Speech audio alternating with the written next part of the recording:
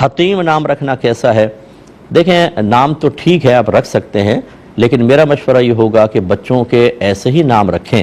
کہ آپ اسے چاہے مذہب کے اعتبار سے رکھ رہے ہیں، لیکن بچوں نے اسکول جانا ہوتا ہے، دوسرے بچوں سے اس کے رابطے ہوتے ہیں، اگر کوئی اس قسم کا آپ نام رکھتے ہیں تو ہم نے دیکھا ہے کہ اسکول میں بعض اوقات بچہ مذاق کا نشانہ بن جاتا ہے، مذاق اڑایا جاتا ہے۔ اب ایک تو یہ کہ وہ بچے ایک مذہبی چیز کا، ایک مقدس نام کا مذاق اڑا رہے ہیں، اور دوسری بات یہ کہ اپنا بچہ جو ہوتا ہے وہ سخت احساس کمتری کا شکار ہو جاتا ہے۔ یہ میں نے محسوس کیا ہے، بعض جگہ تو بچے اپنا نام لیتے ہوئے شرم محسوس کرنے لگ جاتے ہیں۔ تو اس قسم کے نام، ابھی حتیم نام جیسے ہے، یہ اصل میں جو کعبۃ اللہ کا حصہ تھا وہ کسی وجہ سے کعبۃ اللہ میں شامل نہ ہوا،